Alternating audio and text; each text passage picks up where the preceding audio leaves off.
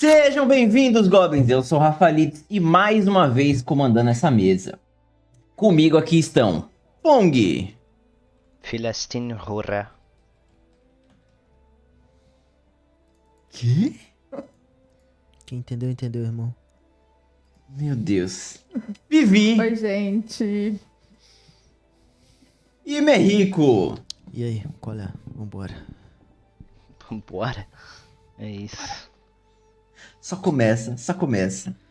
Bora. Se inscreve para você acompanhar nosso conteúdo, curte, compartilha e vamos para mais uma vez. Goblins.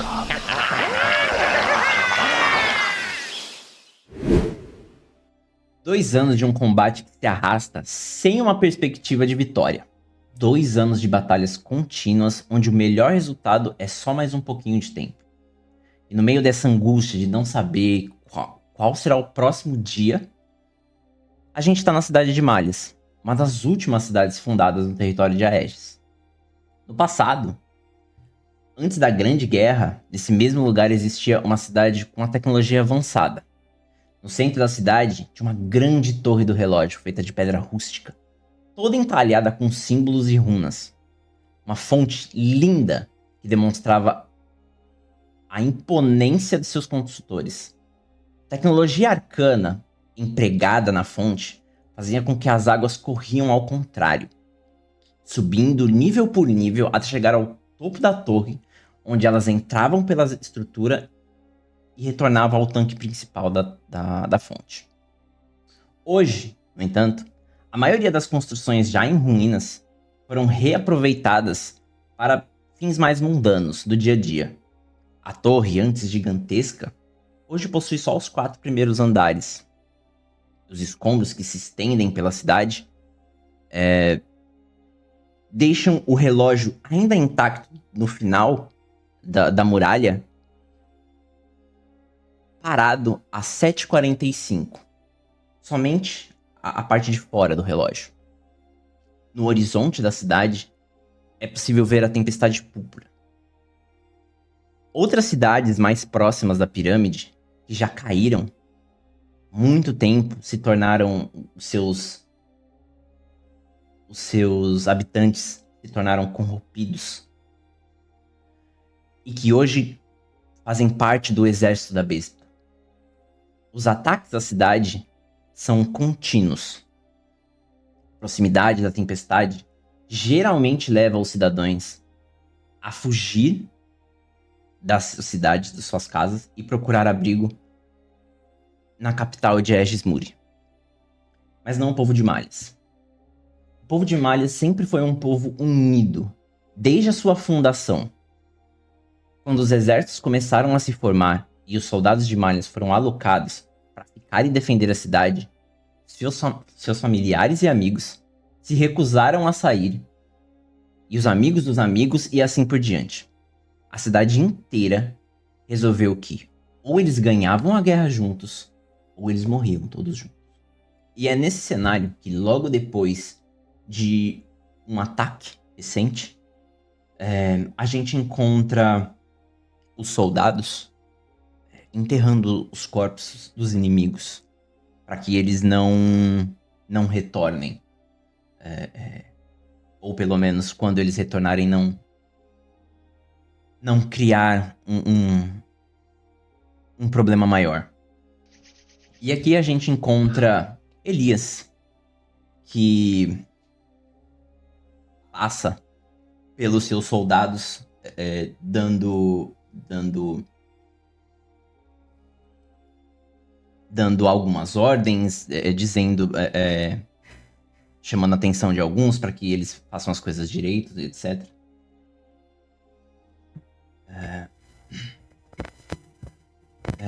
Krulok,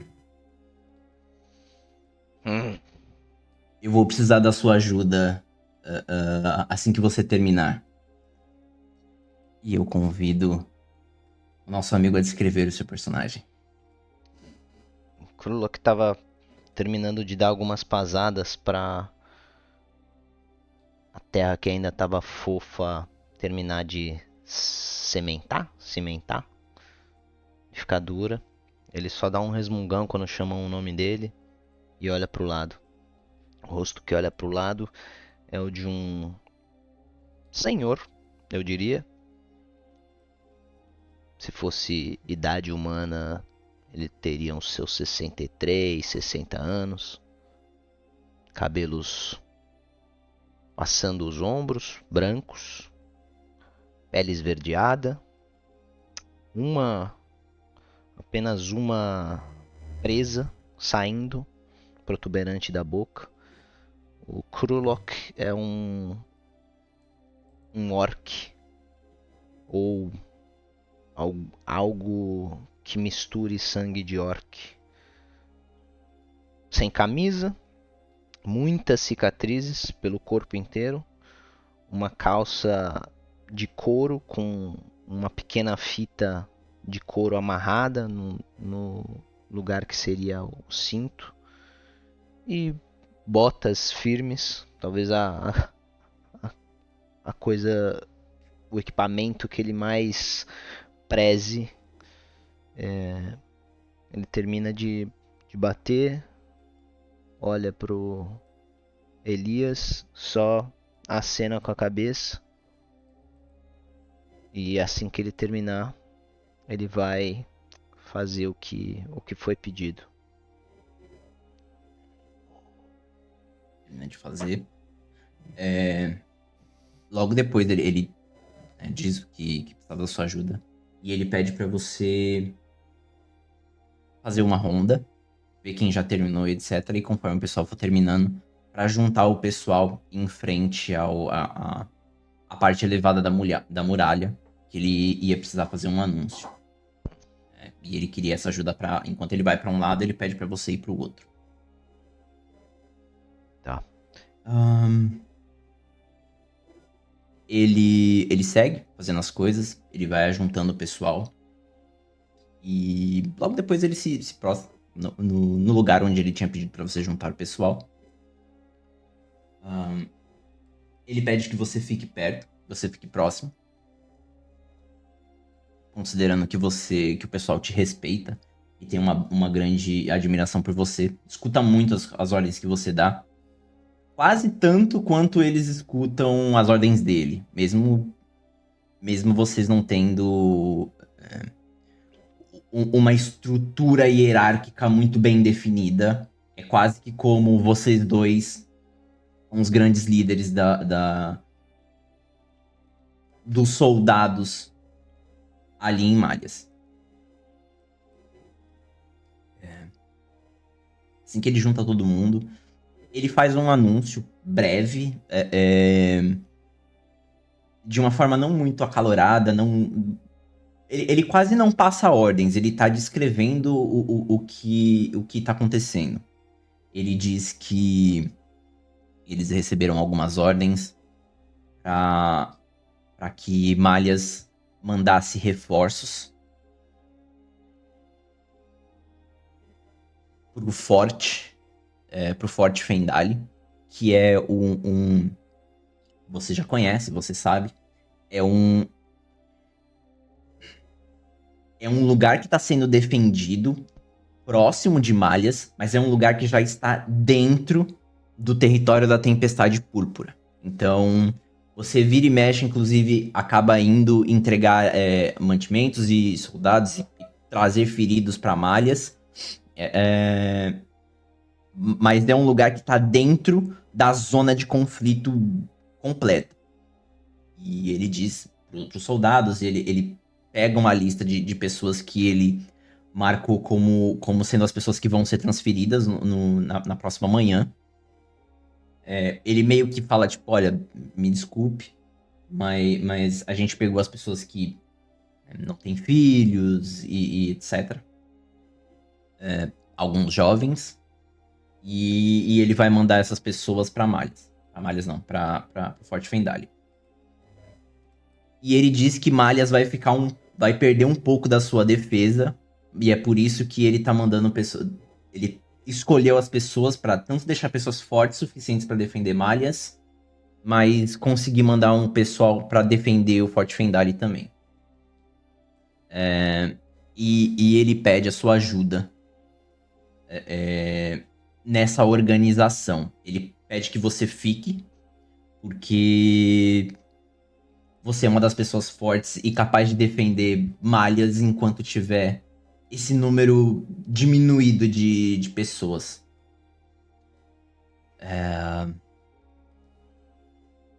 Você vê que algumas pessoas entendem, algumas pessoas, mesmo entendendo, ainda ficam um pouco chateadas. O Maverick, ele vai ou ele fica? Eu não vou perguntar, mas eu vou prestar atenção assim pra que lado que ele tá se organizando aí. O Maverick, ele foi escalado pra ficar. E o Maverick, em específico, é o contrário do que muitos. Da reação de muitos que vão ou que ficam tem. Que é o Maverick queria ir. Uhum. Ele foi escalado pra ficar, mas ele queria ir porque ele queria ir pro campo de conflito pra ser a diferença ali. Mesmo ele sendo jovem. Coisa que você já imagina. Tá. Então, o Maverick é um dos que está ali próximo do Elias depois dele ter falado. E aí, todo mundo ali, não, mas deixa eu ficar. E o Maverick, não, deixa eu ir no lugar do fulano e tudo mais. Uhum, uhum. O Krulk vai fazer alguma coisa? Não, eu ia só. Assim que ele. Se o Elias topar dele ir, beleza. Mas ele é meio parecido assim com o Kuruluk. O Kuruluk também queria ir. Também preferia ir, mas ele entende que às vezes, de repente, é melhor ele ficar depois dos últimos acontecimentos. Então ele vai só dar um tapinha meio bruto do jeito dele, resmungão, mas tipo, sem falar nada, só dar um tapa no ombro dele, meio que tá tudo bem, você vai ter outra chance de conseguir provar o seu valor.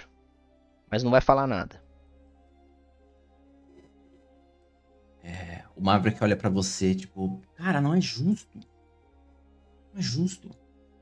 A gente tá aqui parado só defendendo. A gente tem que ir pra cima, tem que atacar. Você não concorda? Você ainda é jovem, Maverick. Não, ele vai chamar ele pelo primeiro nome. Você ainda é jovem, Ban. Às vezes escolhas têm que ser feitas, mas para diminuir essa conversa, concordo.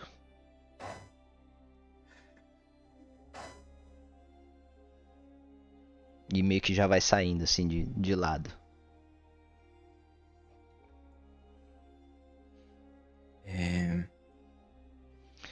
E aí, Elias, mais alguma coisa? A gente tá liberado? Por enquanto? Ou o que é? Eu tô com um pouco de fome. O Elias tá naquela coisa de tipo, conversa aqui, não, tudo bem. Ele escuta você e fala, tipo. Sabe aquela, tipo, aquela cara de pedindo ajuda, mas sem conseguir pedir ao mesmo tempo? Tipo. Era pra sair naquele momento? É já pra. Ele diz. É meio que passam suas últimas refeições com as suas famílias, etc. E durante assim que raiar o sol, para que vocês não fizessem a travessia de noite, o pessoal vai sair. Inclusive, nessa de depois, ele vai falar para você que as ordens que ele recebeu foram que era pro pessoal sair imediatamente. E ele que postergou a ordem pro pessoal ir só na manhã para diminuir os riscos do pessoal dele. Tá. Tá, legal.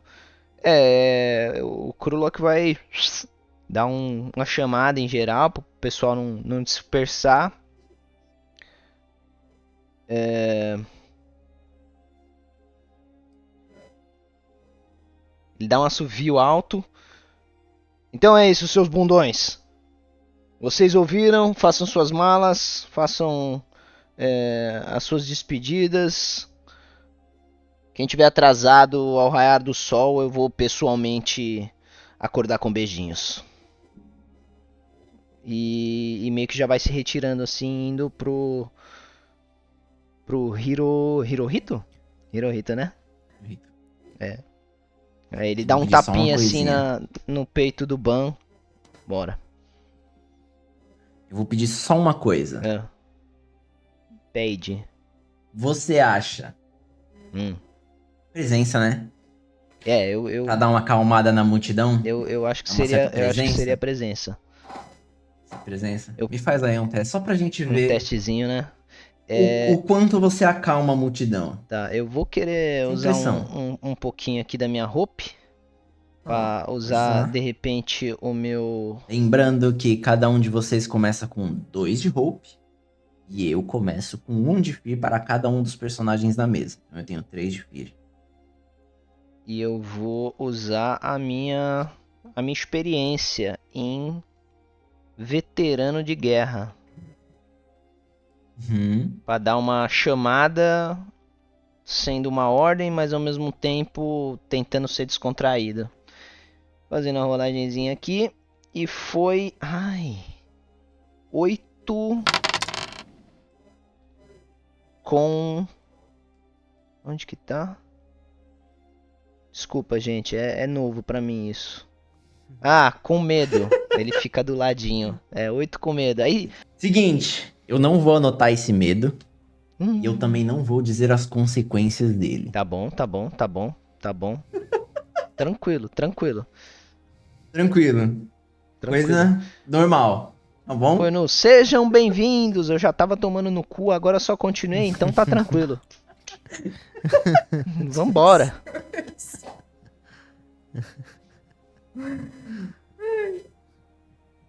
A gente muda o cenário enquanto Krulok arrasta o Ben pro Hirohito. A gente vai pra um outro lado da cidade. Próximo da torre. Na verdade, na própria torre do relógio. Os escombros nos 3 andares principais. De frente, como eu havia dito, de frente para a torre, tem a fonte que ainda corre, que a água ainda corre ao contrário. A magia se mantém. Por mais que muito da fonte tenha sido danificada, tem alguns pedaços ainda um pouco destruídos, a torre do relógio, somente os 4 primeiros andares ainda resistem. Mas tanto a fonte quanto a torre estão totalmente cobertas por runas, das quais a sua tradução, o seu significado, se perderam no tempo durante a guerra. Porém, na cidade de Malhas, existe uma pessoa muito focada em descobrir o que significam essas runas, do que elas falam, que histórias elas contam, que segredos elas podem conter.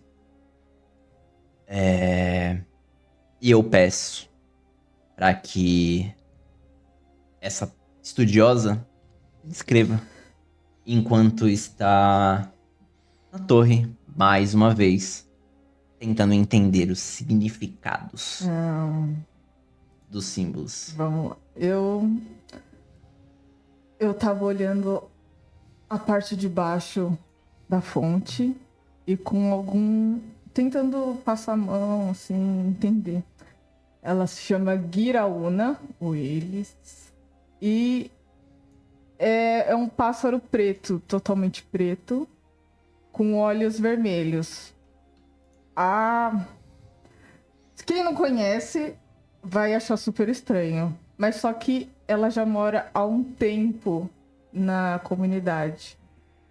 Na verdade, ela era de um assentamento ao lado que cultivava comidas e E tinha uma relação muito forte com malhas, né? Porque todo o caminho, todos os mercadores passavam por lá.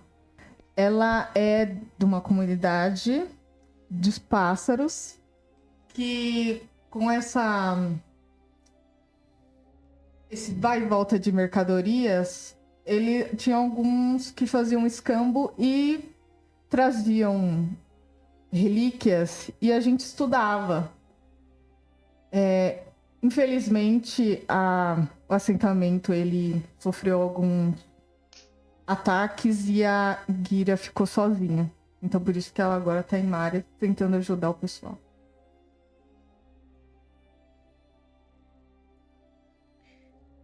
Enquanto você... pensando tudo sobre isso, focada em olhar os símbolos, você nota uma coisa que você nunca notou antes, pelo menos. Tem um símbolo específico que ele parece meio desconectado dos outros símbolos à volta dele. Quando você chega mais próximo, você vê quase como se ele fosse... sabe aquele brinquedo de criança de você mexer as pecinhas pra colocar elas no lugar certo? Um dos símbolos é quase como se ele tivesse em um pedaço que deslizasse. Uma pedra que deslizasse. E você consegue mexer ele pra ele encaixar um pouco mais acima. E eu vou perguntar o que a Gira faz. E ela se Eu mexe vou ou não. olhar atentamente. Como ela tava tirando alguns resquícios de tempo, e aí ela descobriu essa imagem, eu vou usar o conhecimento e a minha experiência de arqueomante para poder fazer essas pecinhas se encaixarem.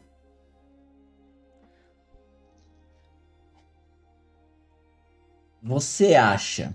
você vai usar o seu arqueomante. Você acha que isso tá mais ligado a um conhecimento de tudo que você estudou e tudo mais? Ou uma percepção, um sexto sentido ou você vai tentar ligar as coisas como quase como eu acho que é isso. Quase como um instinto.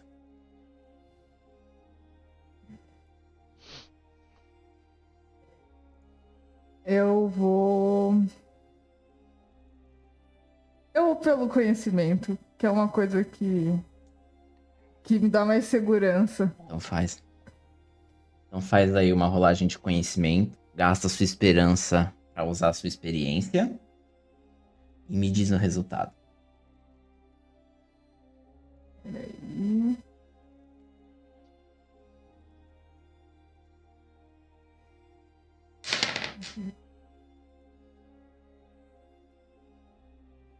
Deu 21 com esperança.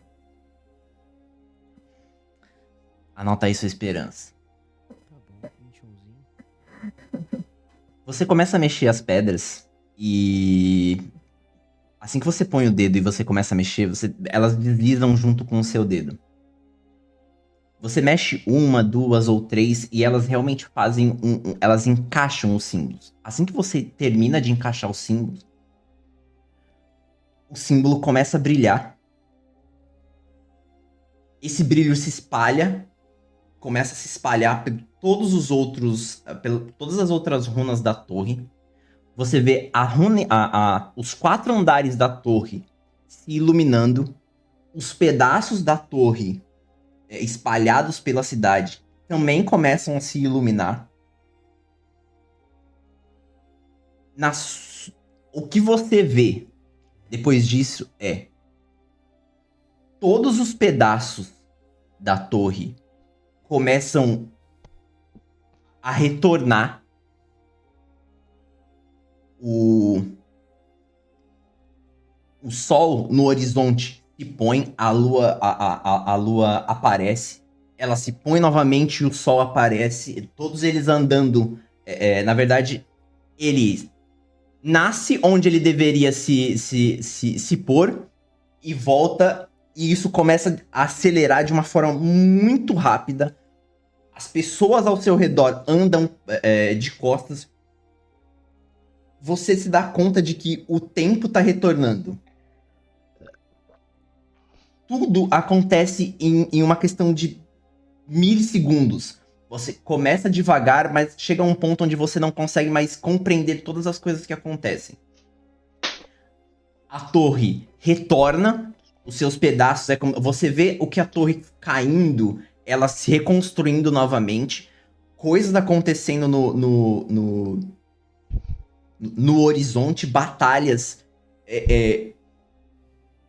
barcos que passam voando pela sua cabeça, grandes explosões no horizonte, uma infinidade de coisas acontecem até que tudo se escurece e você se vê em um lugar vazio. Ao longe no horizonte você vê como se fosse um foco de luz, quase como se o sol nascendo, em um fundo completamente preto. E bem ao longe você vê só a silhueta de alguém caminhando à frente desse sol nascente.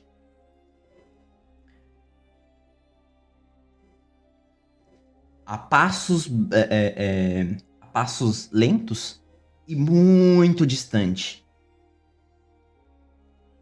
Na sua cabeça você escuta ecos de alguma coisa tentando ser falada pra você, mas como a voz tá muito distante, você não consegue distinguir o que é. Você só escuta, sabe, como você escuta um barulho mais do que o que são as palavras.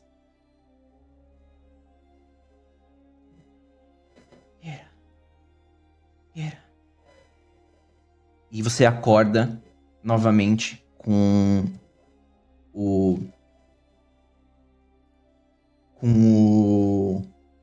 Bira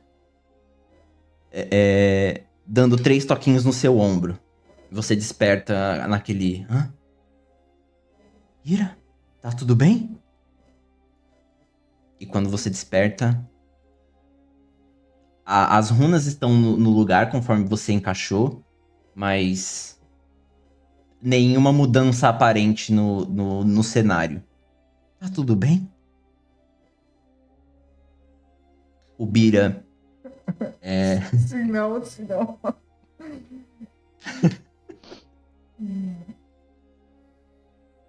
Peraí. Rapidinho.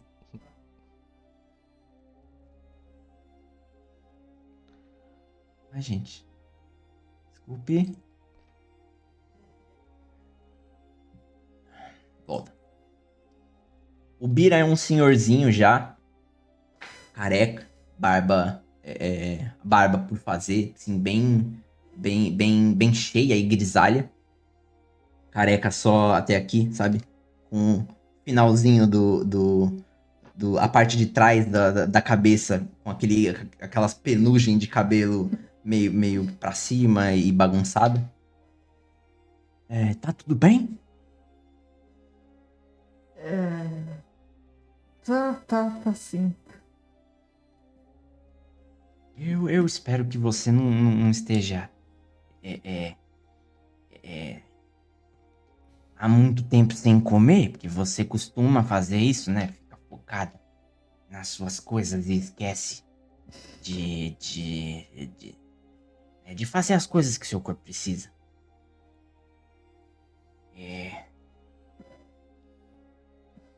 Aí você vê que tem alguma coisa no olhar dele que a mais para além da preocupação com você. Ele chega em você. Gira, eu gostaria de pedir. Ele senta na fonte que você tá próximo. Põe a bengalinha dele, se apoia na bengalinha dele. O Esdras foi inscrito pra ir pro forte. em Dália amanhã de manhã. E hoje é a última noite que ele vai estar aqui com a gente. Eu queria perguntar se você consegue ajudar a gente na taverna hoje à noite. Pra que a gente possa passar um tempinho a mais com ele. Com certeza. Se você não se importar. Com certeza, Bira. Eu vou estar lá à noite. Como sempre. Muito obrigado. Eu vou preparar. Eu vou pedir pro Rito já deixar um pratinho pra você, porque eu sei que você não deve realmente ter comido nada. Quando você terminar aí, já vai estar tudo pronto, tá bom? Daí que ele levanta, ele agradece você de novo. Levanta e vai indo de volta pra taverna dele.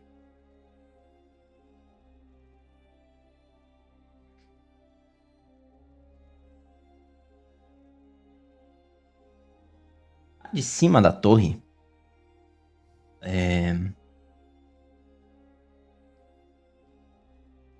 com visão de onde a Gira esteve pelos últimos 40 minutos, quase sem se mexer. Muito louca. Muito louca. A gente vê o nosso último integrante do grupo. Como eu havia dito, lá do topo da torre, sentado nas muretas quebradas do andar que caiu da torre, com visão pra fonte, e pra uma Gira que passou muito tempo parada olhando pra cima, sem se mexer. E descreve seu personagem pra gente, Mico. O Fenen é um Simia, que é uma raça que se parece com um macaquinho. Ele é bem baixinho, mas ele tem os braços e as pernas bem compridos. Ele se veste com umas roupas estranhas, antigas pra época, meio fora de moda. Ele é um aventureiro, um explorador. Ele se pendura e sobe em tudo que ele consegue, e ele enxerga o mundo por um outro ângulo. Ele gosta muito de se desafiar, mas também de explorar tudo que é alto. Ele sempre carrega com ele um caderninho onde ele anota as principais coisas que ele vê, e ele desenha isso, né, para ficar na memória. É um artistazinho, então as ilustrações dele são bem detalhadas, o que fez ele acabar se juntando a uma divisão aí de reconhecimento. E ele tem uma gatinha que acompanha ele nessas aventuras pelos céus e pelas montanhas, que é igualmente aventureira tanto quanto ele, e que é meio mafiosa dos gatos. Ela, assim dizem, né? Ela tem contatos aí em diversas cidades com outros gatos, e reza a lenda que existe uma grande rede de informação que corre aí pelo submundo felino da qual ela faz parte. Mas são só histórias, né? Não dá pra saber se é verdade. Mas assim, o Fenen, ele... Você vai olhar pra cima, ele vai estar pendurado em algum lugar, olhando pro horizonte.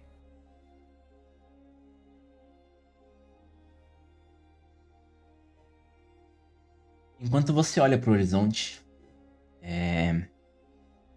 a forma diferente que você vê o mundo tem muito a ver com lembranças de um passado que não existe mais. E que, por muito pouco, você consegue fazer as referências. Ali sentada na torre do relógio, apesar de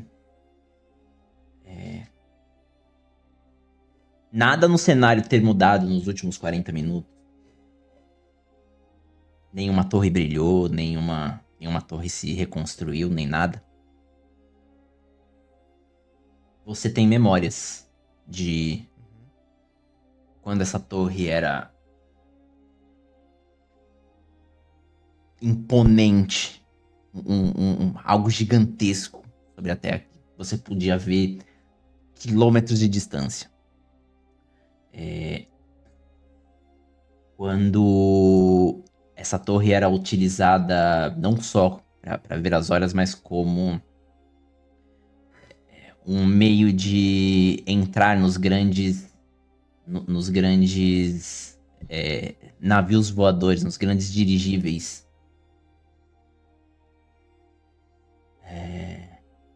De quando essa cidade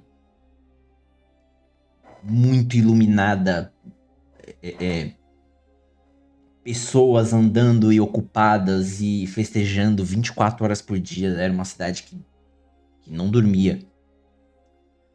Você não ficava muito nessa cidade, mas vira e mexe vocês acabavam vindo aqui porque era um grande centro de trocas, de travessia, de viagens e etc. E tudo isso hoje é poeira, tudo isso hoje é ruína.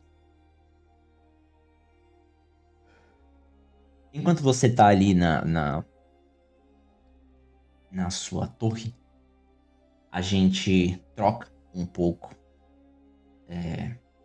a nossa visualização para algo que nenhum dos nossos 3 personagens vê. Mas você aí de casa vai ver. A gente vê a Yuna. Minha gatinha. Como já dito, uma gatinha meio mafiosa. A Yuna tá em um lugar que o cenário é um pouco diferente do normal de Malhas. A Yuna tá no subsolo da cidade. Em um lugar que já não é mais tão acessível. Para chegar nesse lugar você precisa passar por túneis e aberturas dos esgotos. Mas é um lugar amplo, com maquinários antigos que já não funcionam mais. Alguns ainda funcionam. E esse lugar é majoritariamente dominado por gatos e algumas outras espécies de animais. É quase como o santuário particular desses animais.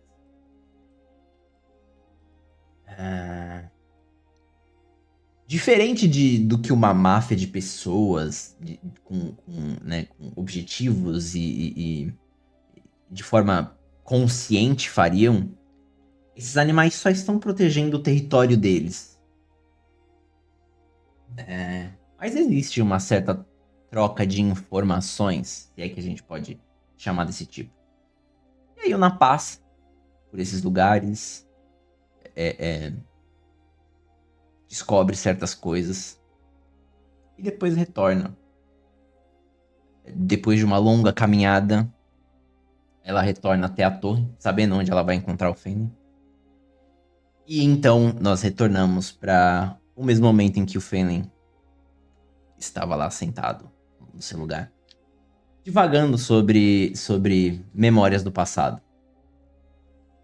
E você percebe, Fenrir, a hora que a Yuna chega ali na torre.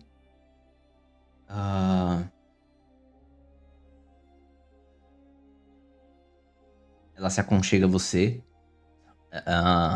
arrasta o corpo na sua perna umas 2 ou 3 vezes e deita do seu lado pra dormir.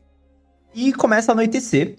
Você vê que as pessoas começam a se juntar já na sua rotina padrão de passar pela barraca do Hirohito, pegar o seu lamen e, com o lamen em mãos, ir pra taverna do Bira.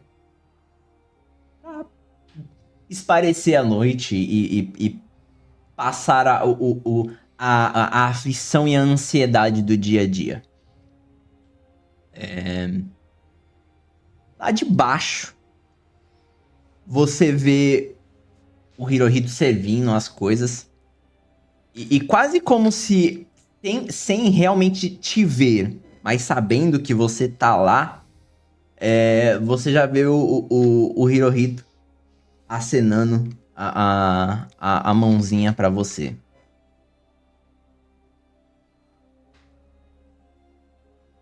E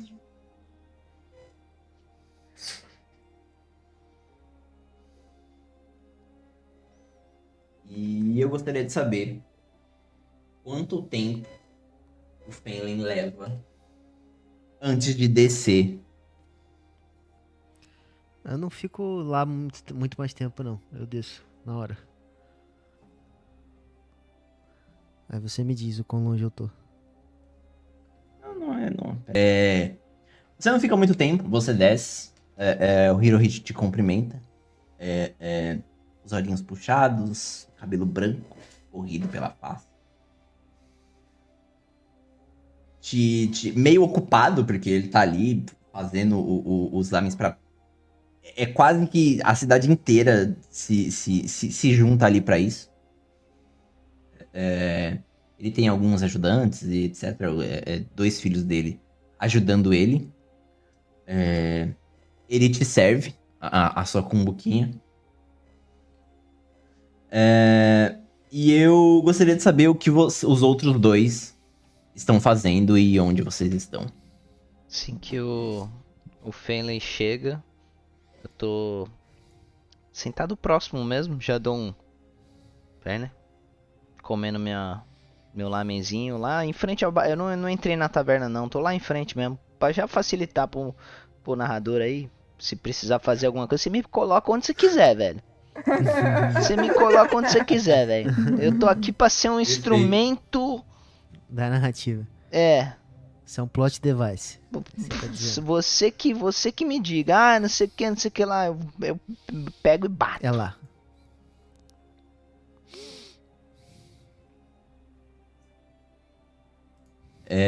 E você, Bira? Depois disso que eu faço. Bem, Entendi. eu tinha combinado com Bira, né? Ir lá na estalagem, na pousada. E como na pousada tem uma parte que é onde as pessoas servem bebida,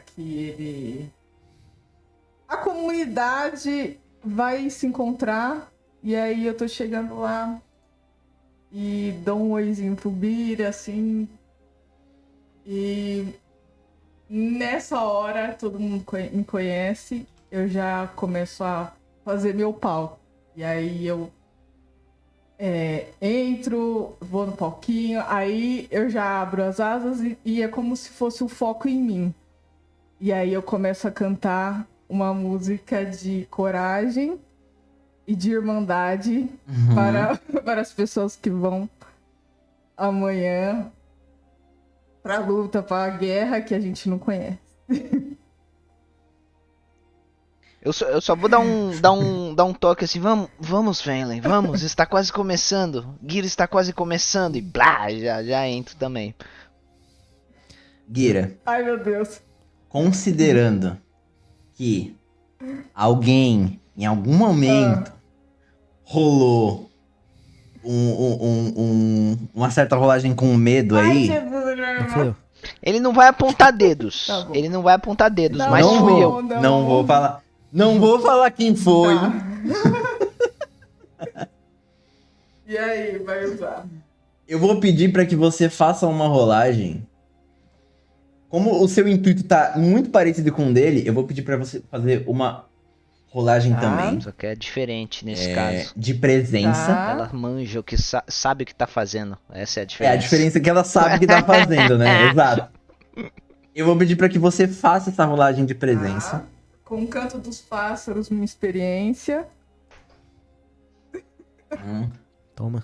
Gasta aí a sua esperança. Ó, Deus. Que a gente ainda não sabe se vai ser esperança ou outra Então coisa. vamos lá. Vai ser esperança. Ah, Não tem nem perigo, fi. Jambô, ajuda a gente. Esperança. Vai ser, tem que ser.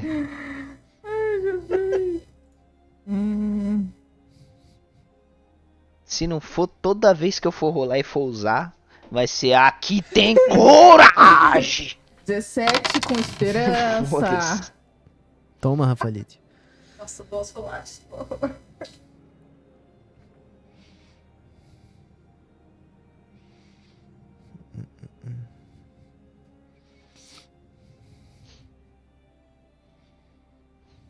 E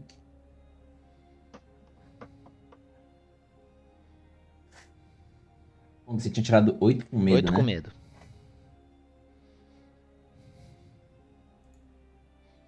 Quanto você 17 vive? com esperança.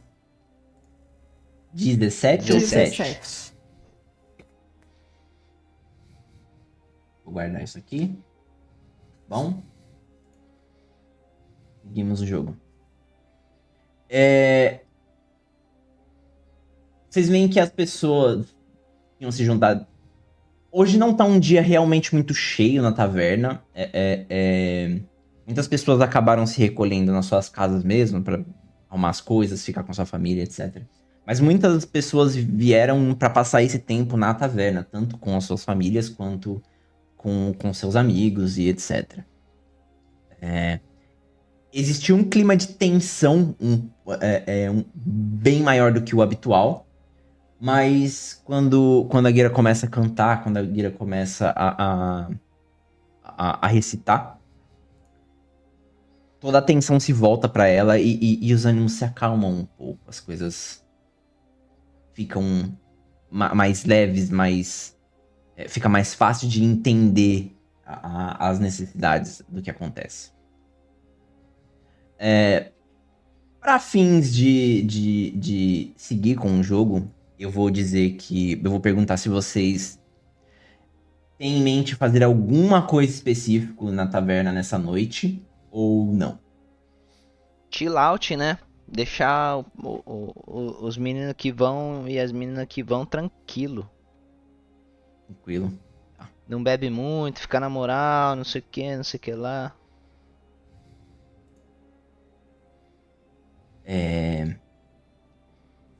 Alguma coisa? Merrico vai fazer Henley vai fazer alguma coisa? Não.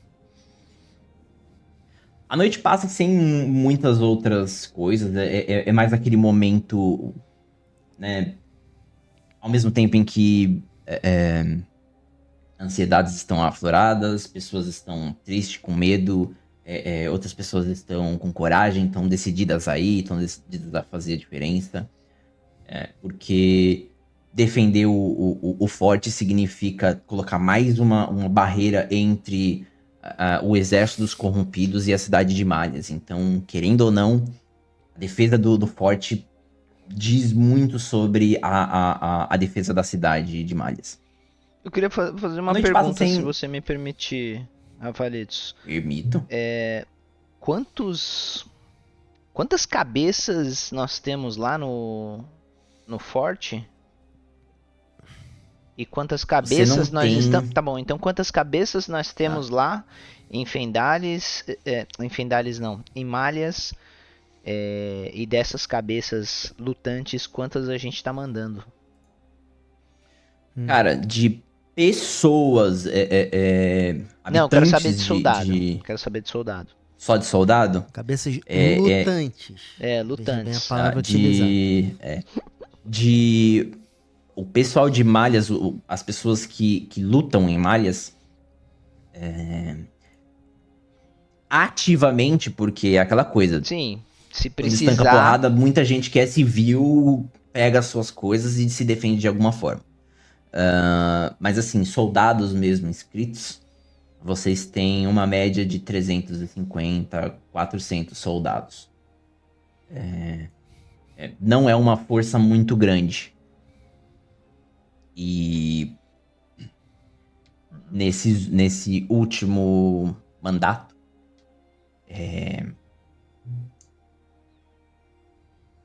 150 vão ser enviados pro forte. Então é um grande contingente. E é por isso que vai defasar bastante a defesa de Malhas. O que eles tinham dito, o que o Elias te diz depois, é que a ideia os altos generais estão querendo como tá precisando de gente urgente no forte, Uhum. eles vão defasar a cidade que tá atrás do forte, mandar as pessoas pra lá.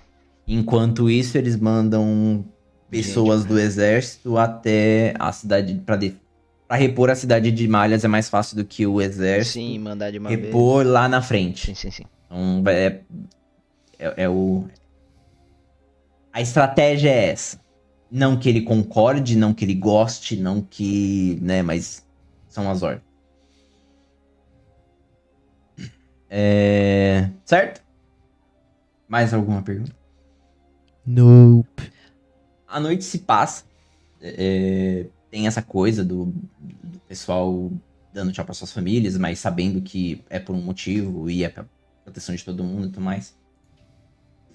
No dia seguinte, aos primeiros... ao raiar do sol, nos primeiros raios de luz, o Elias dá a ordem do pessoal sair e eles saem. Pelas contas, vocês sabem que é um grupo grande atravessando o deserto. Então, geralmente vocês fazem essa travessia em grupos pequenos, exatamente para que vocês não sejam percebidos. Mas esse vai ser um grupo grande fazendo a travessia.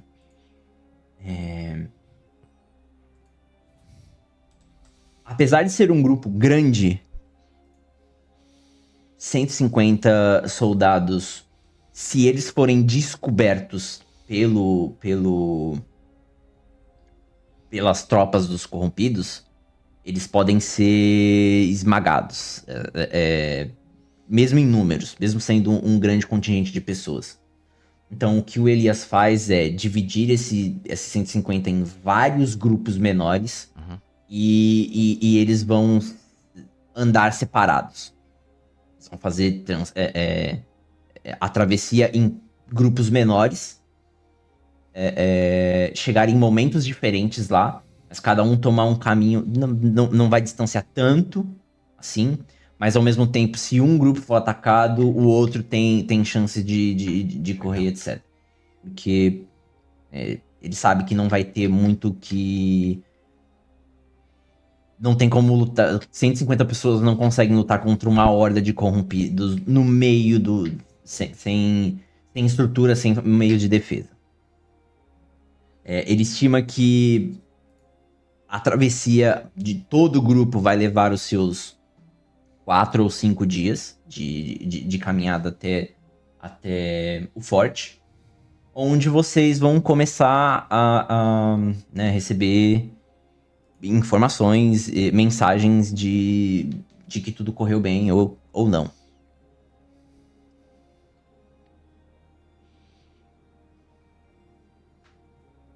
Passam-se 5 dias. No final a última mensagem que vocês receberam do forte foi 3 dias depois da saída dos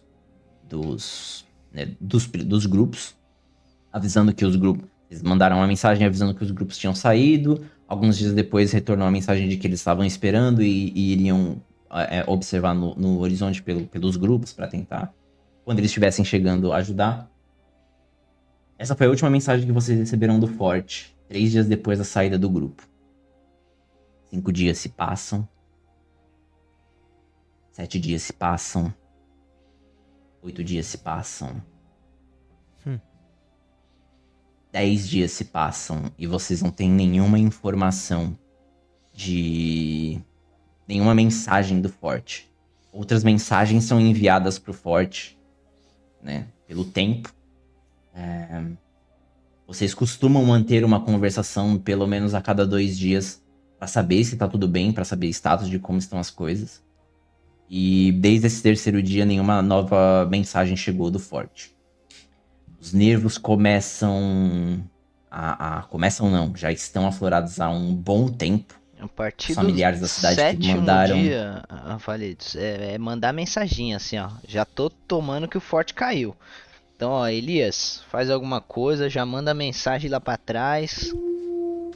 Se agiliza aí. O Elias Babu. já... Se agiliza. Exatamente. O Elias já mandou, já entrou em contato. E meio que não tem uma resposta dos superiores para além do já... Né, o nosso pelotão para reforçar malhas já saiu, mas ele tá em trânsito. 12 dias se passam. E eu vou pedir que o nosso personagem que geralmente está no topo da torre faça uma rolagem de instinto.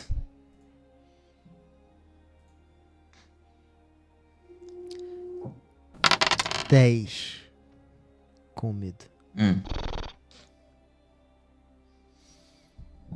Acho que esse personagem é Eu também não vou Nova Frame. notar esse medo. Esse personagem Não é vou Nova no- Frame. no-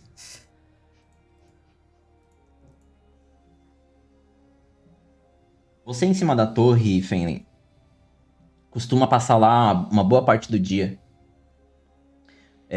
Ajudando já. Não que seja sua responsabilidade, mas você é geralmente uma pessoa muito atenciosa. Então, os exércitos confiam a você, mesmo você não sendo um soldado registrado como, né, essencial dos exércitos. É aquela coisa, na cidade de Malhas todo mundo faz a sua parte, sendo ou não um combatente ativo no exército. E eles confiam a você muito a observar, a ficar de vigia.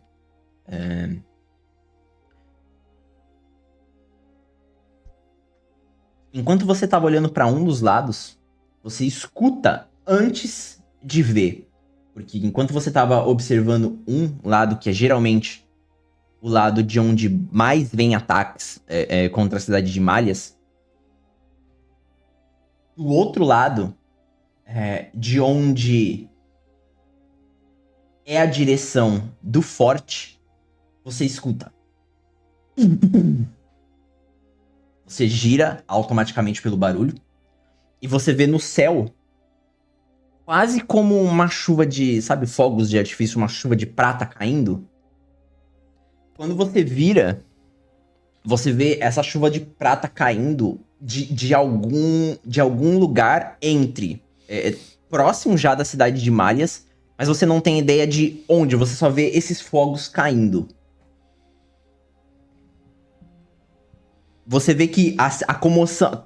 Uma boa parte da cidade também viu o que aconteceu, mas ainda não entenderam o que tá acontecendo. Passa alguns segundos naquele silêncio mórbido onde todo mundo tá esperando. E dessa vez sim, você vê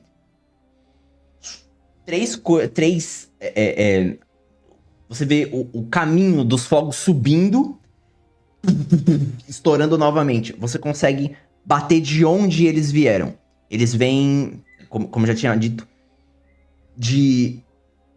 do caminho de onde é o forte, como se eles estivessem vindo na direção da cidade.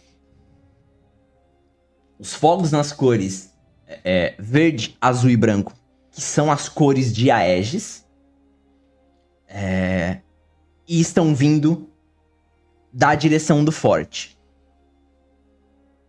Eu vou perguntar pra você, e eu vou pedir pra você encerrar o episódio de hoje dizendo qual é a ação do Fenlin, lembrando que ele está na responsabilidade de vigia.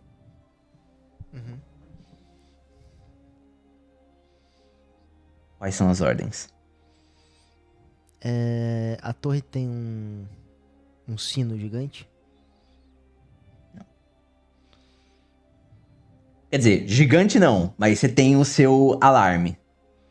Eu vou tocar o alarme e vou descer da torre pra procurar